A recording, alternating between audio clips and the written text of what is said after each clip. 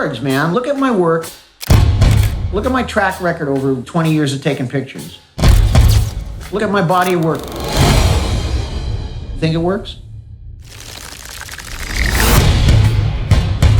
Jim Marshall. Who's Jim Marshall? Where do you start? Jim was the man.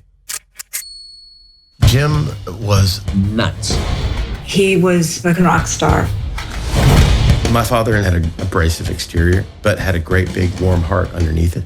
Jim Marshall was exactly the same way. You did not want to be on the wrong side of Jim Marshall. I've always liked cars, guns, and cameras. Cars and guns have got me in trouble. Cameras haven't. Marshall started out shooting Zeitgeist of the 60s at the height of the beatnik era. John Coltrane asked me, how do you get to Berkeley? And so I said, I'll drive you. And I shot pictures at the interview. And they're beautiful. He captured the serenity of the guy and the depth and the intensity. Miles, he goes, why do you ever take pictures of me like that? I go, why don't you let me? He's so important to an era where a lot was changing socially, artistically. They had to respect him to let them that close. The Hendrix pictures from the sound check. Jim is standing face to face with this guy. Those photos are indelible. His pictures are a personification of the incredible depth of feeling that musicians had. An artist lets you into their life, then I feel to violate that trust is criminal. Doing sound check, I said, Johnny, let's do a shot for the warden. And he goes, yeah. Jim pushed every boundary.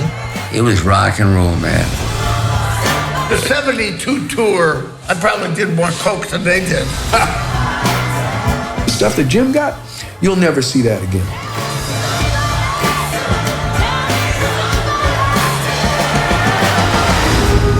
You know, I couldn't ask for a better life. It was nuts.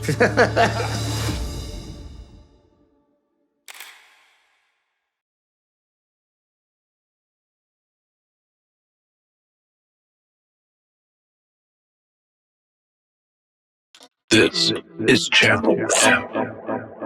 You're listening to Channel F. You're listening to Channel F.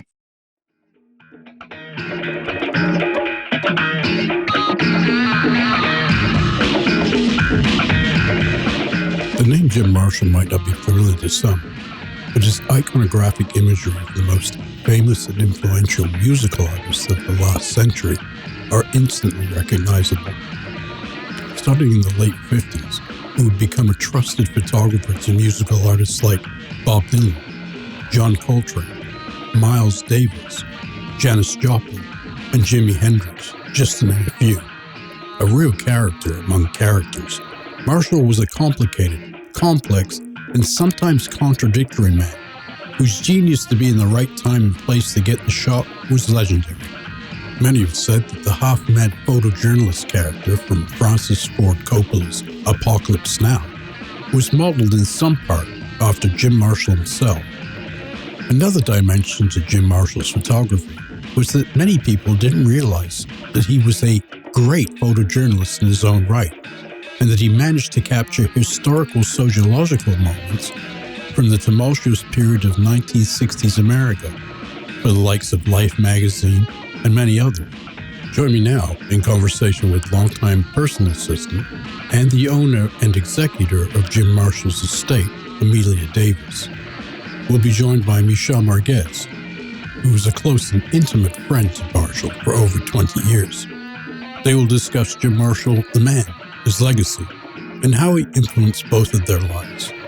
Join me now on Channel F Podcast.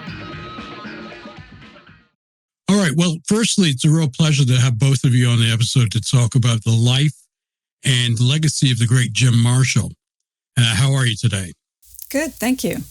Thanks for having us. Good, good. For those people who are unfamiliar with the name Jim Marshall, who was he? And most importantly, who was he to either of you, and how did he impact your lives? Jim is most famously known for his music photography, right? Specifically rock and roll. But Jim Marshall was much more than just music. He really was a photojournalist, and a very important photojournalist of the 20th century. He really documented pieces of history that happened that will never happen again. So one of our goals of this podcast and the documentary, and when we talk about Jim, is to show all the many sides of Jim Marshall's photography. And he even referred to himself as a reporter with a camera. Right. So I think it's enlightening and for people to see that Jim didn't just do music. He really photographed, like I said, important historical events, pieces of history that were happening around us. And I think today it's very relevant because a lot of the events Jim photographed 50 to 60 years ago are still relevant today. Yes. And so I think it's important for people to see that and see that we are still working through a lot of these issues. And that's sort of what I wanted to focus on as well, because Jim Marshall was not just Mr. Rock and Roll photography, as Annie Leibovitz put it. But now, how did he impact your life, Amelia, in other ways? How did you meet him, and how did he impact your life? I went to school for photography. I went to UC Davis and studied photography as my major. And so we were studying Cartier-Bresson and Helen Levitt and photographers like that. And I really didn't know who Jim Marshall was. He wasn't in my wheelhouse. Right. So when I graduated and started to show in galleries and things like that, was having a hard time, as any struggling artist does. Yeah. And so my friend was having her 30th birthday party, and she invited me to it. And so I went, and there was this little man with a Leica around his neck, shuffling around. And he shuffled over to me and he goes, "Hey, how you doing?" And I said, "I'm fine." He goes, "I'm Jim Marshall. Who are you?" And I said, "I'm Amelia Davis." I had no idea who Jim was. Yeah. And he goes, "What do you do?" And I said, "I'm a photographer." I said, "What do you do?" And he smiled and he said, "I'm a photographer." And so we started talking, and we got along very well. I was telling him what I was doing. Actually, at that time, I was working on a book about breast cancer. My mother had breast cancer, and he said, "I think that's really, really important. I have a lot of friends who have had breast cancer, so I think it's important work what you're doing." And then he asked me where I lived. And it turns out we lived literally a block away from each other in San Francisco. And then he looked at me and he goes, "Wait a minute." He goes, "Are you gay?" And I said, "Yes, I am." And he goes, "Oh, I'm always attracted to gay women and married women." And I looked at him and I said, "That's your problem, not mine." And he laughed and he said, "I think we're going to be really good friends." That's great. Yeah. So the next day he called me up and he said, "I liked you. Can we meet up for coffee?" We did. And then he said, "I need an assistant." He goes, "I like you. You want to be my assistant?" And I said, "Sure, I need a job." And so we walked over to his apartment. He opened the door, and down his hallway was one iconic photograph after another. Jimi Hendrix burning his guitar at Monterey Pop, the Beatles' last concert at Candlestick Park. And I just looked at him mortified, and I said, "Oh my God, I had no idea that was you." And he looked at me and he goes, "I know, that's why I liked you." And it was the next 13 years of my life was filled with Jim Marshall. Yeah. And I mean, to some degree, I mean, you know, Jim Marshall might not be a household name for many people, but his photographs are definitely, they're iconographic. You know, I mean, he knows, he's really stamped his mark on the history of modern photography in the 60s and early 70s. Yeah. He really made his mark. He did.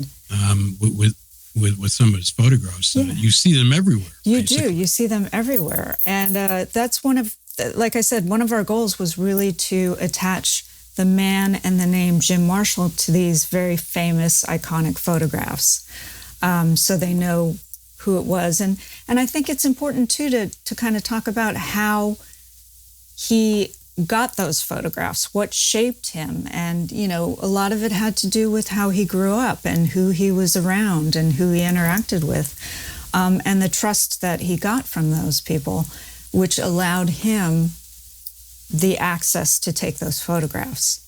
Yeah. Michelle, how did you meet Jim Marshall? What was your connection to him, and how did he impact your life?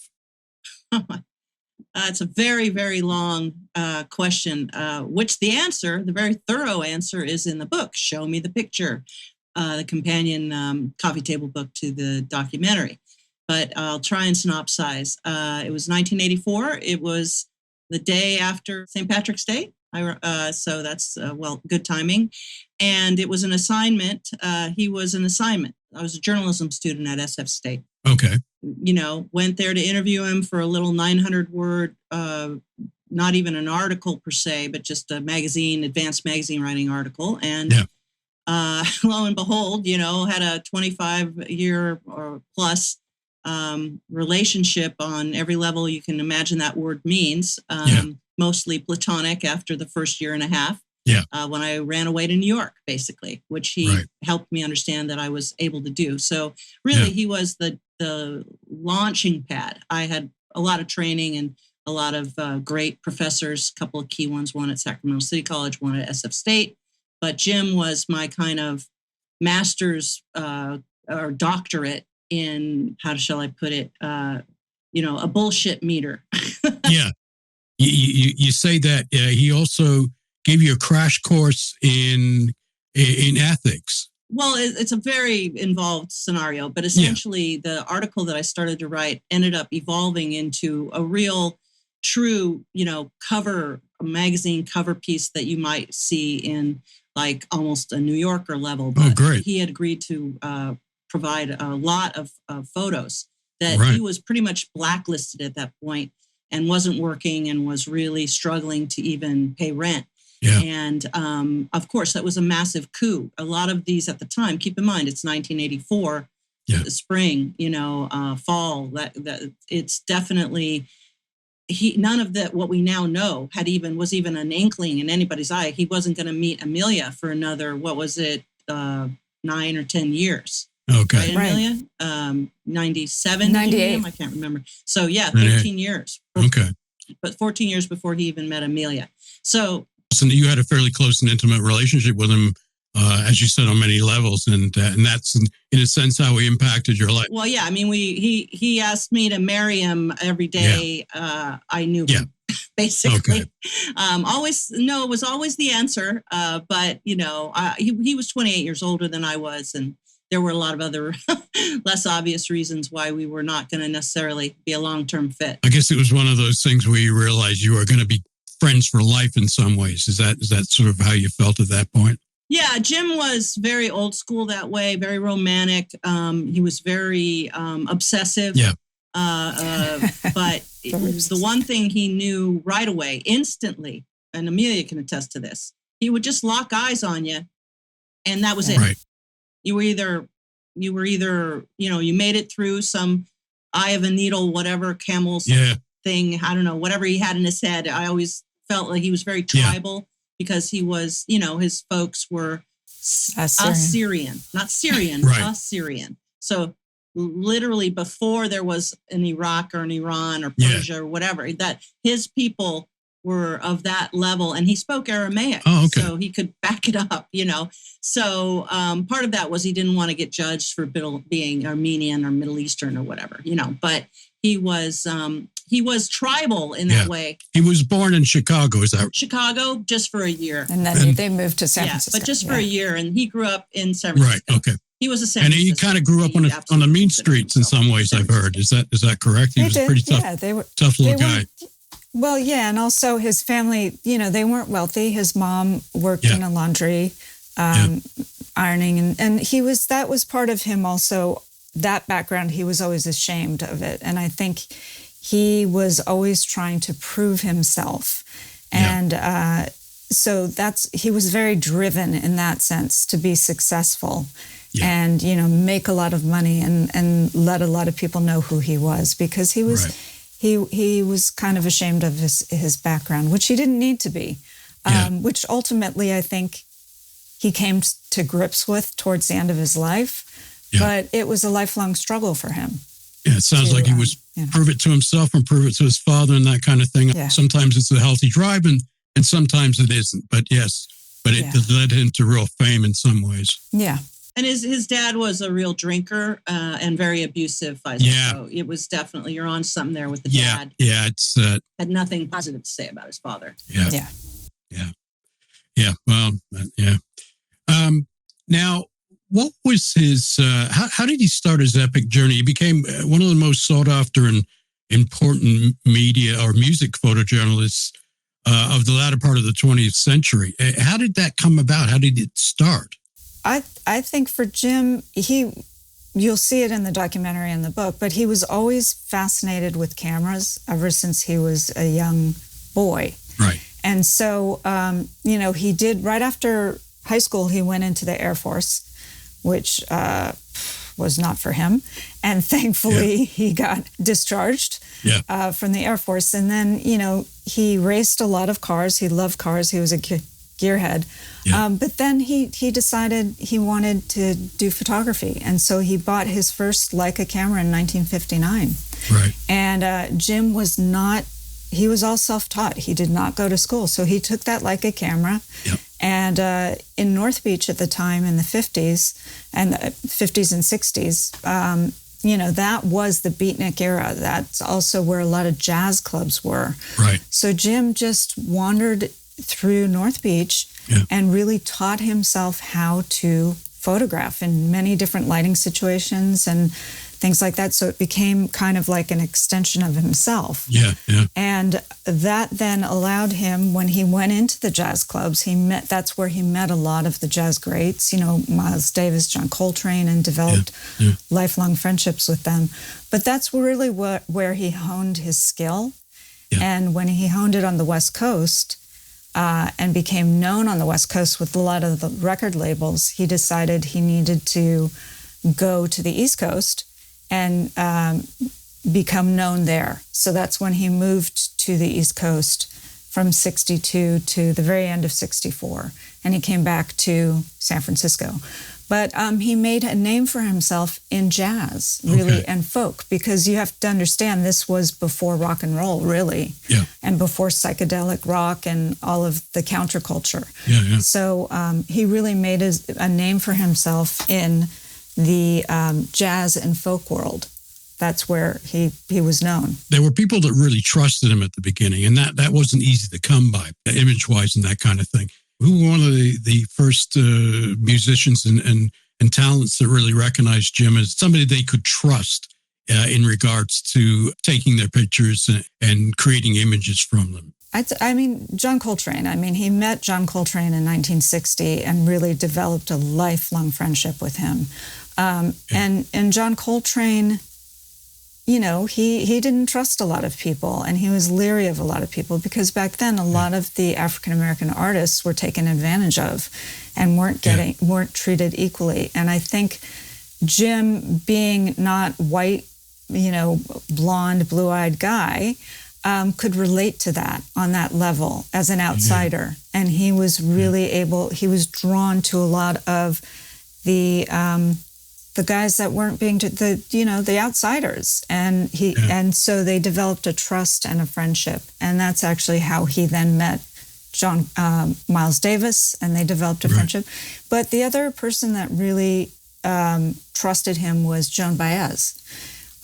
Jim really had a lifelong friendship with her. We say it was a love affair, basically through the camera. They never actually were physical, but he knew Joan Baez, and she really trusted him and let him into her world as well. Basically, how did he start his epic journey, becoming one of the most sought after and important musical photojournalists of the latter part of the 20th century? How did he establish trust with these jazz musicians or musicians in general? And who one of the first celebrities that trusted him? Jim, being Assyrian, always considered himself an outsider. Yeah. And so, he could relate to a lot of the African-American jazz musicians, and he would gain their trust because he knew where they came from and what they were experiencing, and they trusted him as well. Right. Plus, once they saw the photographs that Jim took, that basically solidified the trust because he took the best photographs. and they knew it. Yeah. So they all wanted to be photographed by Jim. But the first musician that really trusted Jim and let him in was John Coltrane. And then through John Coltrane, there was Miles Davis. I mean, there's a great story, if we want to do an aside. Yeah. That the famous photograph of John Coltrane where he's in profile with his hand on his chin. Jim took that photograph. He also then took a great photograph of John Coltrane in the backyard of his home in Queens, New York, and it's sunset. The color one. Yeah, that's the color one. That's really famous, isn't it? Yeah. And that's they're both album covers as well. Yeah. But John Coltrane and Miles Davis were really, really good friends, and Miles Davis loved John Coltrane. So Jim, early on, when he met Miles Davis, and Miles Davis was known as a gruff guy, not the nicest fellow. Yeah, I've heard. Yeah. And so Jim was afraid of him, intimidated by him. And so he finally gained enough courage to go up to, Miles Davis and ask him a question. So he went up and he said, "Hey, Miles, why do you have a green trumpet?" And Miles looked at him and goes, "Hey, motherfucker, I didn't ask you why you had a black camera." Scared the shit out of Jim. And he was afraid of Miles Davis for the next couple years. And but he was he was like, "I am determined to get an intimate photograph of Miles Davis just like I have of John Coltrane." So what he did is he printed that photograph of John Coltrane, the color one, and Miles Davis was playing in San Francisco. And so he waited until after the concert. Miles was surrounded by everybody, and Jim kind of parted the way, and he goes, "Hey, Miles." And Miles is like, "What?" And everybody yelling at him. And he goes, "Miles." And he's like, "What?" And Jim goes, "I've got something for you." And he goes, "What is it?" And Jim goes, "I've got something for you." He goes, "What is it?" And Jim goes, "Here, man, just take it." Jim got very frustrated. So Miles Davis takes the photograph, unwraps it, and he goes, "Oh my God. Hey, Jim," as Jim is walking away. And Jim goes, "Yeah." He goes, "This is John Coltrane." Jim goes, "I know." And he goes, "I love John Coltrane." And Jim goes, "I know." And he goes, "Who took this?" And Jim goes, "I did." And he goes, "Why don't you ever take pictures of me like that?" And Jim goes, "Why don't you let me?" And it was that moment that then Jim had access to Miles Davis and he could take any photographs he wanted. But it was through that intimate relationship and trust that he had with John Coltrane that he then got it with Miles Davis. So John Coltrane was the real icebreaker for Jim and Miles Davis' relationship in many ways. Yes, very much so. And both real icons of their time. So that was the breakthrough moment in many ways. Now, it seemed that he was established by the early 60s and was really immersed in sort of the groundbreaking sort of growing cultural and societal changes that were taking place at the time. Did he have a sense at the time of his place in those massive upheavals, and how was his imagery? Was it very much part of that moment in American history? Did he realize that was happening, or did he realize that his place was there? I think Jim intuitively knew what was happening and what he could see going on, and that it was going to be impactful. I think it was something that was just intuitive of Jim. That's something you can't teach. It's something that you just have. Yeah. And I think for Jim, he knew he had to come back to San Francisco, and he did. And really, in 1965 in San Francisco, that's when the whole counterculture, Haight-Ashbury, started to blossom and explode. And so he was really there. He knew he had to be there, and he was there documenting it. But also at the time, I don't think they knew it was going to be what it was going to be when it was happening. I don't think they knew that this was going to be a worldwide kind of, Yeah, and how far-reaching it was in many ways. They didn't know they were doing what they wanted to at that time, which was experimenting and really playing around with music and clothing and fashion and imagery, all kinds of things. It was just the arts in general. Multimedia. Yeah. Yes, absolutely. And the imagery was so important in those days in conveying. It was a form of, it was like the internet, it was, you were conveying the imagery.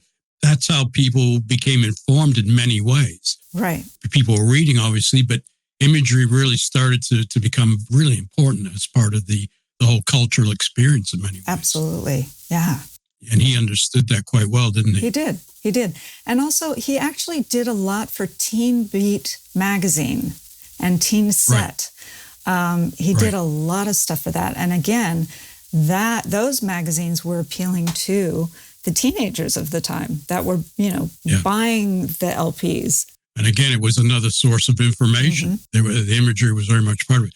The other thing, too, I think that people forget is photographers weren't these wealthy guys.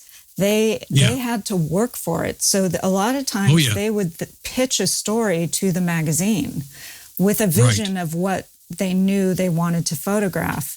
And, that's how you made your money. It's as many jobs as you could do and line up and get them. So they had to hustle. Yeah, well, absolutely. I mean, Kubrick used to do it. It just shows you that where people got started. Right. Was it ever a case that he took the photographs first and then sold them? Or did he already sort of have a concept in mind and present it and pitch it to them?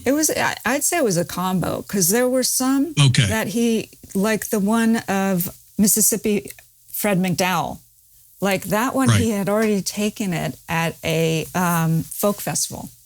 And when they were putting together the album, Jim had this beautiful portrait of Mississippi Fred McDowell, so they used that. And the same, with Elizabeth Cotton and John Hurt. So a lot of the old blues guys, Jim had already photographed at the festivals. And so they were able to use those. But then there were things that he could envision, and he would pitch to them, and then he'd go photograph. Yeah. And as I said, they were definitely iconographic, those images. People may not have realized it then, but they are now. It's been said that the period between 60 and I guess early 70 was very transformational for many people, not just because of how transformational the act of music was, but how the very social fabric was being transformed. And his photography definitely defined that. It definitely captured that in many ways, didn't it? Yeah, for sure. It did, because Jim, remember, like we were saying, Jim, it wasn't just music. So, Jim did a whole photojournalistic essay on the peace symbol. He saw the peace symbol and he thought, this is really going to be something that resonates with people. And he documented it from 1960 to basically 1969 and showed in the many different situations how the peace symbol morphed to show what it was. So it could be anti-war, anti-nuclear arms. It could be for equality and racial equality. So it took on all these different meanings, and Jim photographed that. Yeah. And like we're saying, it was just intuitively, I think Jim saw that. I was going to say that he seemed very intuitive, and he seemed to me, after watching the documentary and seeing the many images, and that he also understood the transformational, how transformational the image itself was. Like you said, the peace symbol, it transformed over the years, didn't it? It became much more than just peace, right? Like I really got that from the documentary. It's available on Apple TV here in Canada. It's the name of the documentary itself. It's Show Me the Picture, the story of Jim Marshall. And actually we wanted to, I'll give you a little insight. We wanted to call it something different. We wanted to say Jim Marshall shoots people, but they said you can't do that. It has a negative connotation. I think that's a great title. We pushed so hard to have that, and it just they said, nope, we can't call it that. So it's Show Me the Picture, because alluding to the fact that everybody knows the photographs, and so all you have to say is show me the picture, and then it's like, that's a Jim Marshall. But it would have been a great, if you could put a shot with Jim pointing a gun at the camera, that would have been great. And I know, you shoot somebody is just, in general, it's always a joke amongst photographers, right? And Michelle, we were just talking about the fact that at that point, in that period between 60 and I guess early 70s, it was a very transformational time for many people on many levels. It wasn't just music. It was culturally as well. And Jim seemed to have his finger on the pulse in many ways. Yeah, I mean, the word zeitgeist, yeah, he got the vibe, he was like a walking antenna that was visual as much as sonic. Really was like whatever was in the ether, what we might say now, or the feels, whatever, depending on what generation you're talking to. He was a master, like literally, he just had, like any human who grew up in an environment where you become hypervigilant. He and I had that in common tremendously. And we're both extremely sensitive, and we notice what I learned to call in journalism, thank God, the telling detail. See, when you're a kid in a tough environment, that's your survival mechanism. You notice immediately, what dominant hand everyone has. Why are you noticing that? Doesn't make any sense, right? Well, because they might try and stab you or shoot you or whatever. So you do need to know that, and I had studied martial arts. So Jim and I bonded very much over this sense of sensibility, perhaps is a good way to say, where you are not only noticing, but that you then understand the story that tells about the person. So you have to be a natural born storyteller, obviously. And then you just choose your tool. I chose, a typewriter. He chose a camera. The social fabric was really changing, and he was changing along with it. One thing I was very interested in, did he have any sort of political ideology, or was he sort of caught up in some kind of dogmatic, some kind of dogma, or did he have any real political beliefs of that, of any kind? Well, it was interesting because he always stood out as well. Like, he didn't dress like a hippie, right? And he would always say, I'm not a hippie, because he would dress with his, blazer. He'd have chinos. He'd have his desert boots or his penny loafers. And part of that was he always wanted to appear professional and be taken seriously. So he didn't really blend in with the hippies. But he also, I think for Jim, he always liked to perceive himself as, and be like, I'm American, I'm a Republican. But when you get down to it, that was the furthest from the truth. I mean, he was one of the most accepting, liberal people. I mean, look, I was gay. I was his assistant, and he didn't care. So once he loved you and trusted you, he accepted you no matter what you were, what color, what sexual orientation, and he would fight tooth and nail in your defense. So he was a real walking contradiction. And I think some of the time I was going to say, he did that to test people. He wanted to see how they would react. And he really wanted to push people's buttons and see how they would react to things. So he was wearing a costume in more ways than one. Yeah. Really. Absolutely. It kind of struck me a little bit as being sort of a libertarian, but more of a centrist libertarian, not totally a right-wing and unfeeling, you know what I mean? Or oblivious to real life and the struggles of life. And you both have talked about how you can really work a room. Oh. He'd walk into a bar and he seems like he was a master at it in many ways. He was so charming. I mean, he really was extremely charming and chameleon-like too. So he could walk into a country western bar and he'd get his twang on and, start talking about things. His beer, his Budweiser, and, he was accepted. So I think that was really, that was Jim's secret, is that he could morph. And talk about the cowboys and stuff like that. Yeah. Oh, yeah. Well, that's good because, I mean, it's attention to detail, right? These guys can spot a fraud away, a fraud a mile away in many ways, right? They've been around the block too. He always seemed to be at the right time and the right place throughout the 60s and early 70s. Can you talk about the burgeoning subculture in the mid-60s of the Haight-Ashbury area in San Francisco? He really seemed to gravitate and really flourished in that period, didn't he? He did. With a lot of the cultural icons, the musicians, the scene in itself. The scene, it was, I mean, that happened and it will never happen again. It just won't. But there was a lot going on. Right. Like we're saying, people were experimenting with music, with drugs, with fashion.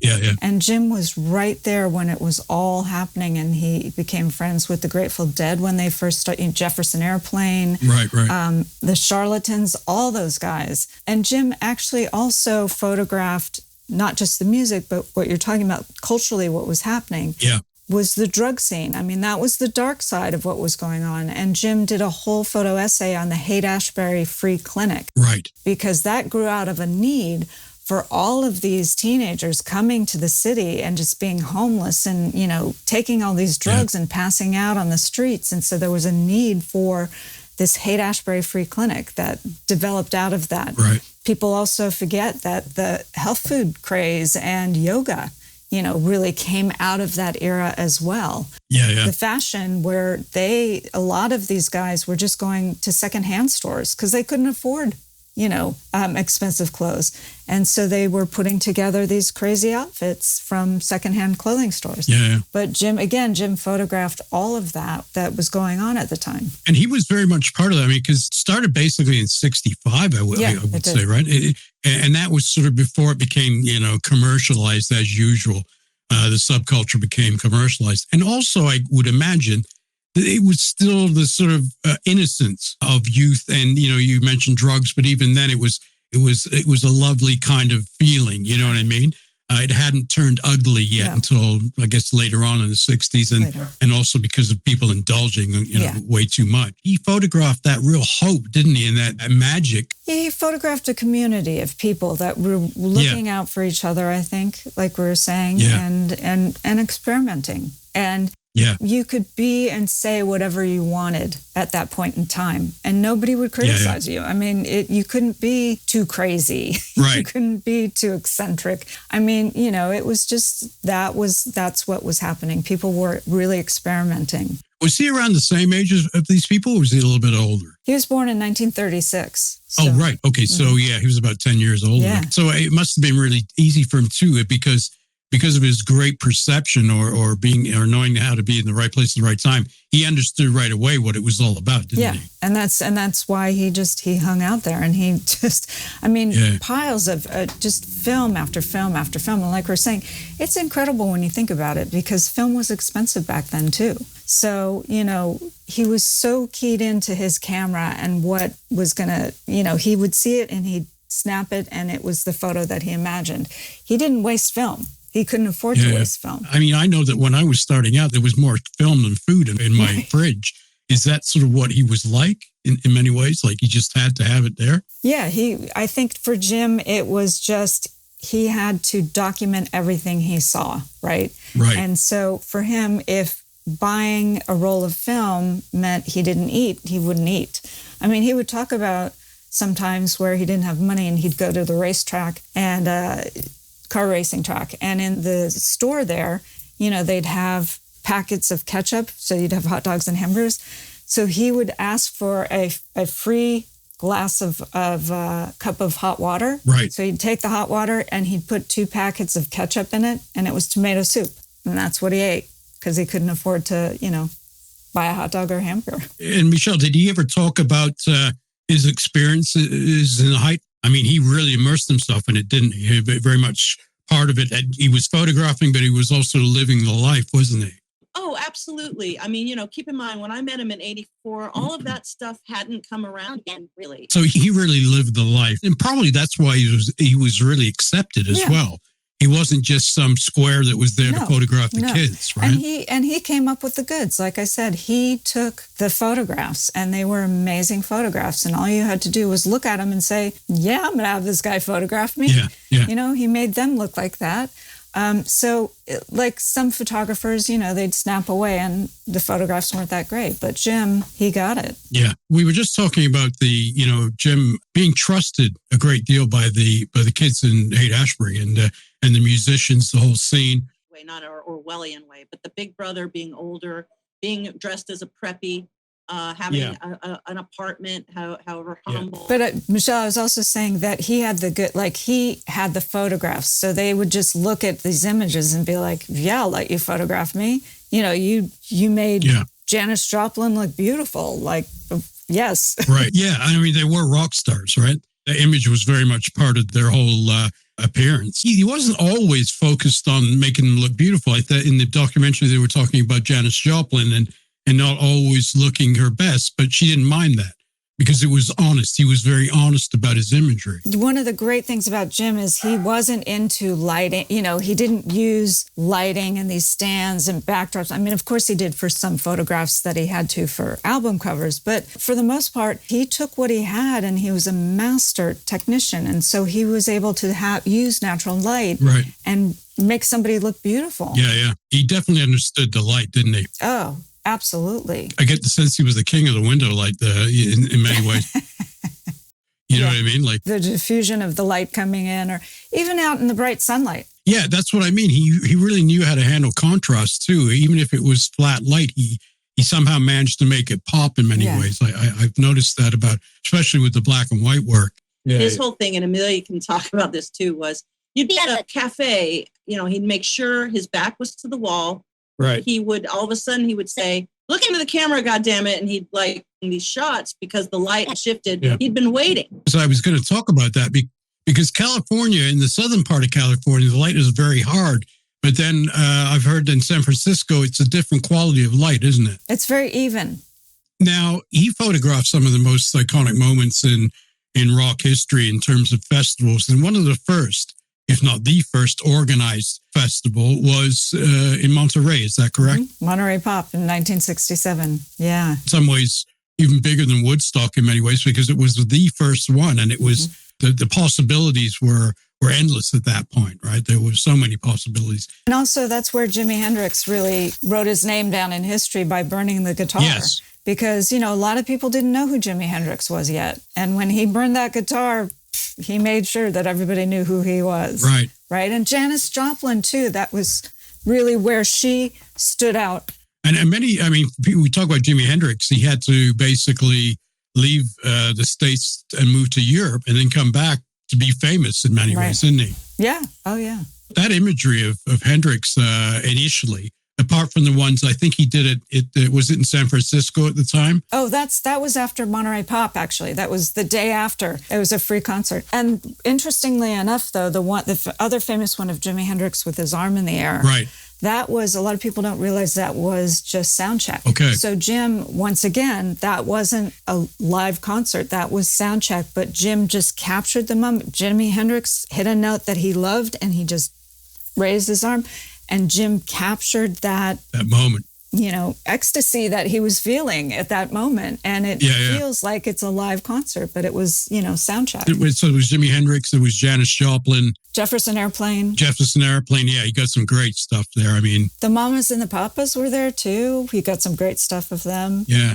The imagery just goes on. I mean, yeah. Well, and also he's got great shots of the crowds too. I mean, you look at some of the shots where it's not just the musicians, it's the crowds listening to and that what they're wearing and what they're seeing, and they're just blown away, and you can see that on their faces. One of the things I noticed, I'm a big fan of The Who, and he really managed to capture what The Who was all about in still imagery. It's hard, if you don't see it on film, on moving film, you don't really understand the power and the sort of, the very working class macho presence, you know what I mean? Mm-hmm. And he managed to capture that through Townsend and Daltrey. And I don't know if he got any pictures of Moon. I didn't see any of Moon. I'm sure he does. He does. He does have pictures of it, yeah. Yeah, but he really managed to capture that essence, and that speaks to some degree of his background in some ways, doesn't he? He understands that sort of that aesthetic in many ways.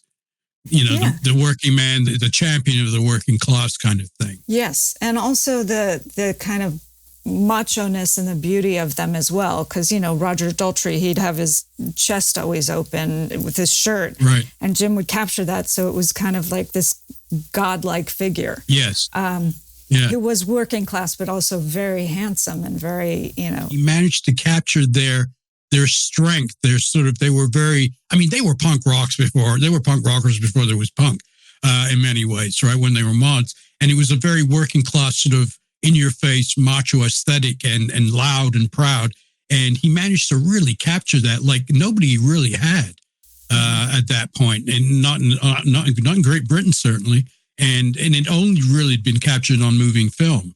But his still imagery really captured it to a T, I think, in many ways. Was he always carrying around like 4 or 5 cameras with him? He was, yeah. I mean, and that because again, it was his livelihood. Yeah. So he'd have black and white and color film in his cameras. So and he had fixed lenses. So he knew, like with the 50 millimeter fixed lens, I can take this kind of photograph with a 35 millimeter fixed lens. So he had them all that he knew which situation he would just boom, use it, and he wouldn't miss a beat. Yeah. But I also think for him, the photograph was an experience. Yes. And I think that's the other secret about Jim's photos is that you experienced everything. Yes. You didn't just see, you heard the music, you felt what was going on, you felt that drum beat in the floor. I mean, you felt it. And that's a secret I think that a lot of photographers don't have, is to be able to capture that. I guess he only really used 2 or 3 lenses, didn't he? I mean, obviously you'd need a telephoto for some shots. You couldn't get, that experience of them being up on the stage, that kind of, the heroic pictures of them up on the stage. But his 35 millimeter, and I think it's 50 when he was, 50, were right up on the stage. You were really immersed in what was going on. Right. And also he was, keep in mind, you had to be pretty close to the subject to get that photograph too. Yeah. So for him to be able to be that close and the subject just not be aware that he was there, was a huge talent that a lot of people, don't realize. And that's something you really have to learn. I found out myself, I was shooting on set. I used to be a set photographer, and you get too close to people and they suddenly, they either become, somebody else or they just don't want you there. Yeah. And to do that is a real art. Yeah. You must have real trust from those people, as you said before. Okay, so we move on from Monterey, and he was at Woodstock, wasn't he? Apart from, he did photograph the everyday goings on in San Francisco. Was he also in the, did he ever go down to the, what was it? The canyon? Laurel Canyon? Laurel Canyon. Was he down there at any time, or was that? A couple times. I mean, he went, he photographed Joni Mitchell at her home in Laurel Canyon. He did Frank Zappa. Yeah.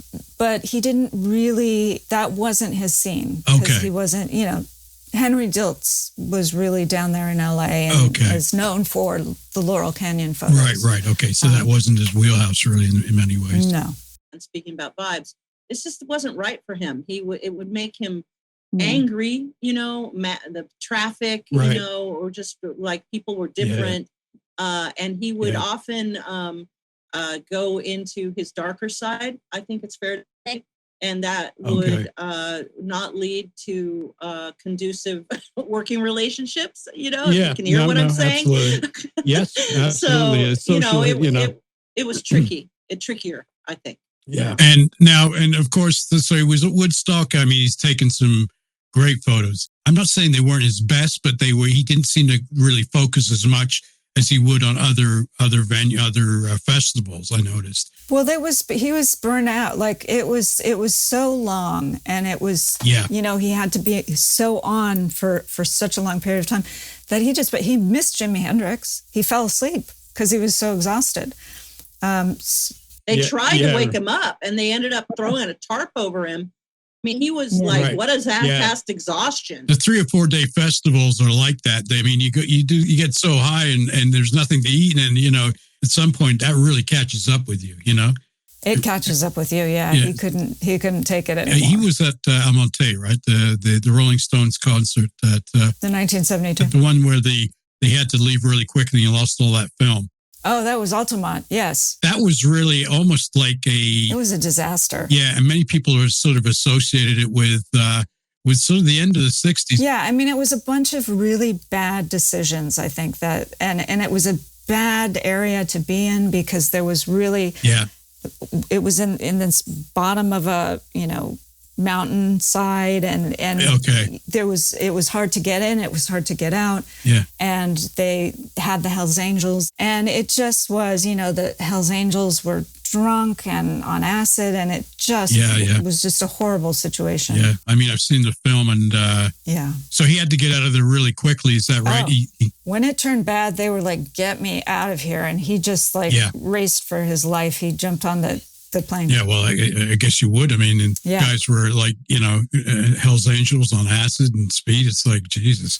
Yeah. It's like one bad trip after another, really. Yeah. And so he lost 18 rolls of film, did he? Yeah, he did. Yeah, that's never to be found again. I mean, film doesn't deteriorate. It's like. That was his Omaha Beach moment. And that sort of indicated the end of that decade, didn't it? That period, that, as you said, the positive vibes in many ways. It had come to an end. And now we were entering the very self-indulgent early 70s. Jim was still continuing to do what he was doing, but was he getting lost a little bit, or was he just continuing to hang on? Because he took some beautiful photographs of that Stones tour in 72. I mean, and I believe, was that the same tour that Truman Capote and Lee Radziwill were on?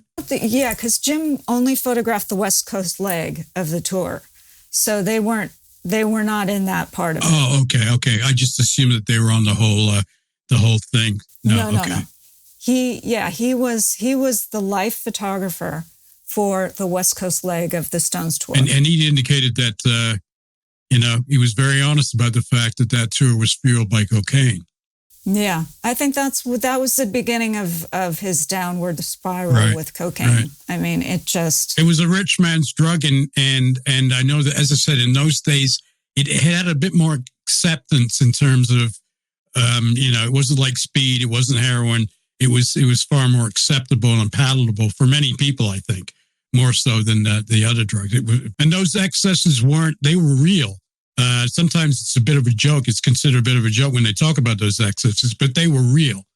Oh, yeah. So he basically was saying that tour was the beginning of the end in some ways. Not the beginning of the end, but the kind of downward spiral of Jim. But he still managed to shoot. Is that correct? He did. But then, as we go in more and more into the 70s, he becomes more and more consumed with the cocaine addiction. Yeah. And it eventually takes over his life. Right. So, he doesn't really function as a normal human being anymore. And he becomes very disenchanted with the whole scene, the music scene. Well, yes. Because it's run by bean counters, right? Right. Well, and the 72 tour really was the first multi-million-dollar stadium kind of tour, which then set the bar for all these other things. So now it becomes more about how much money you can make rather than, enjoying the music and having access. And that's also when the handlers and the managers step in and really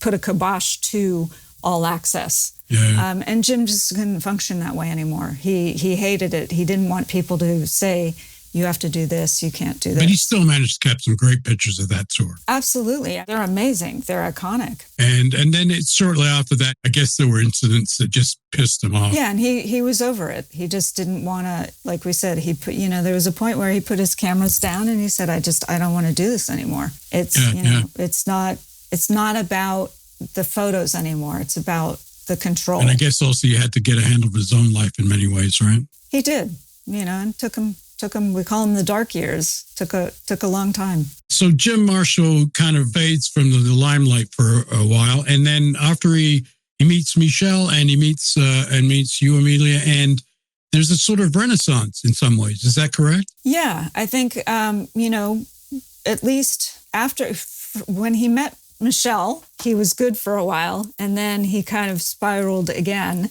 in the late 80s. He needed an anchor.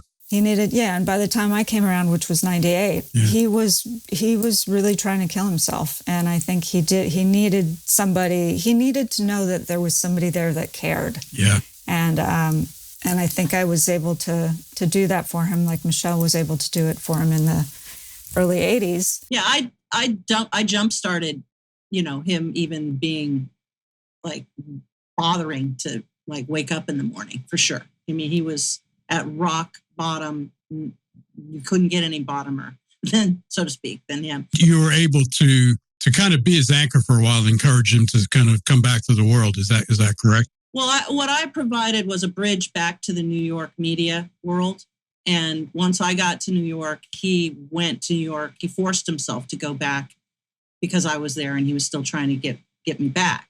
And I recognized at least a little bit that I ought to, and I still wanted him in my life and I still loved him. I never stopped loving him, but he was impossible, and it was ridiculous.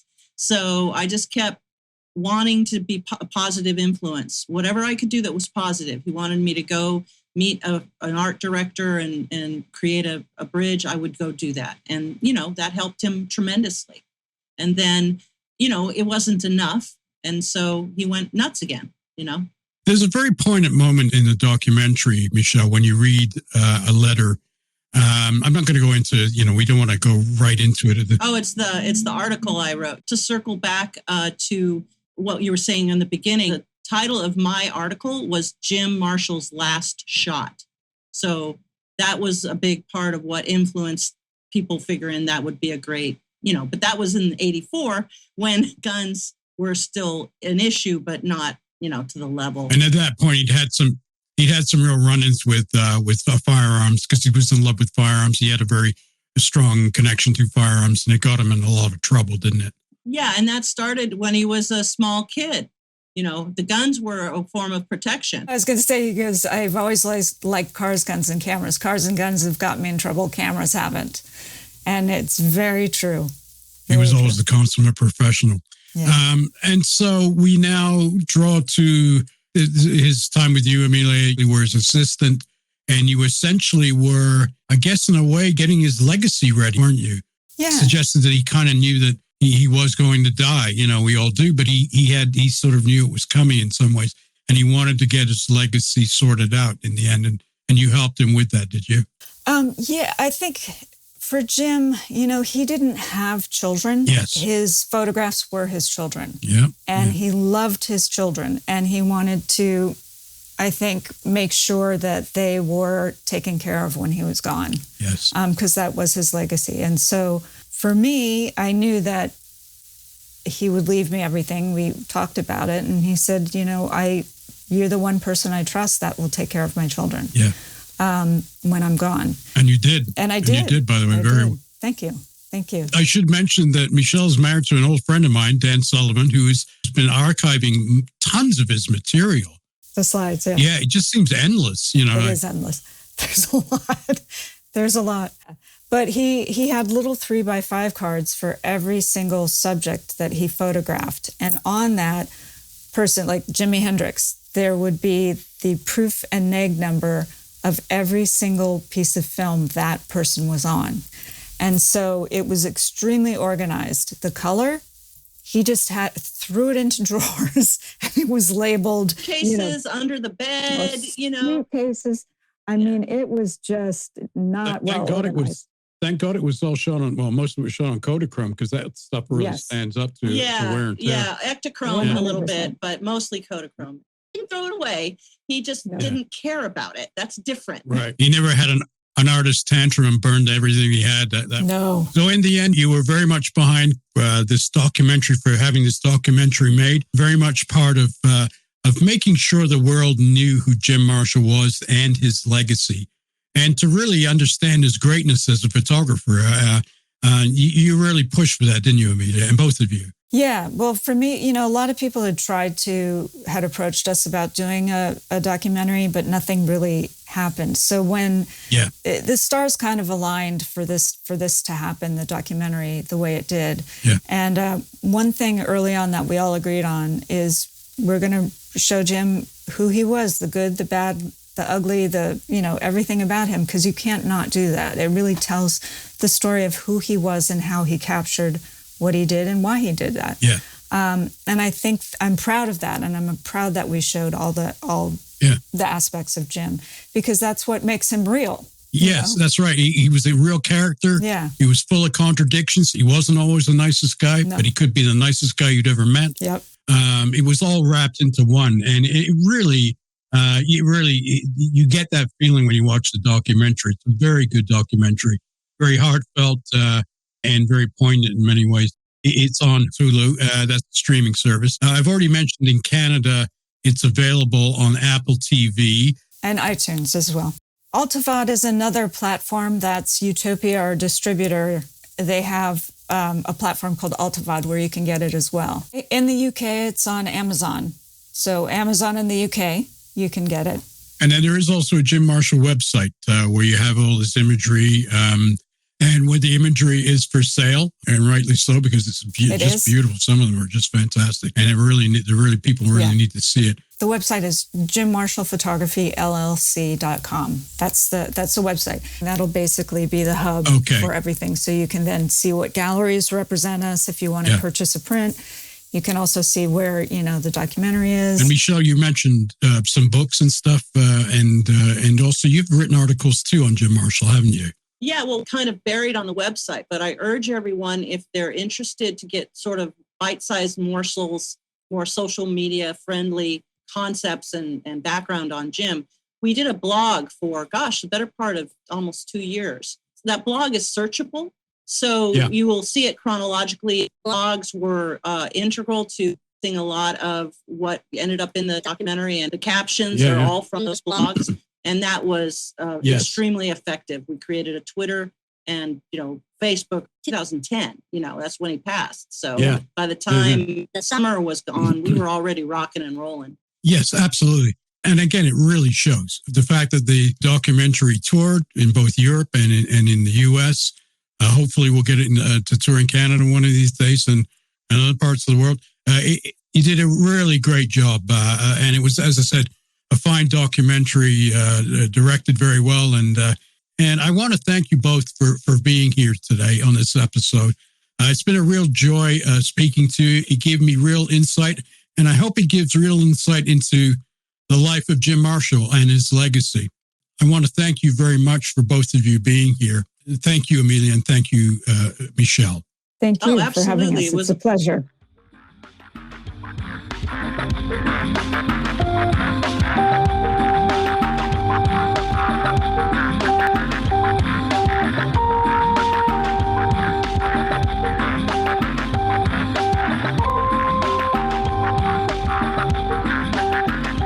That was my conversation with Ameila Davis and Michelle Margetts. Ameila Davis is the owner and executor of the Jim Marshall estate, and Michelle Margetts was an intimate friend of Jim Marshall's for decades. The Jim Marshall documentary, Show Me the Picture, is available on Apple TV in Canada, as well as the streaming platform Hulu in the United States. And if you're looking for other books and articles on Jim Marshall, make sure you check out the website at Jim Marshall Photography, LLC. It's a great website, and you'll get lots of information about Jim Marshall's legacy. Thanks very much for joining me today on Channel F Podcast. This episode was produced and edited by Faisal Sheriff. Assistant editor and technical supervisor, Lori H. Sound design by Faisal Sheriff, and additional music by M.E. Thanks very much. We'll see you the next time. This has been a Channel F production. You've been listening to Channel F.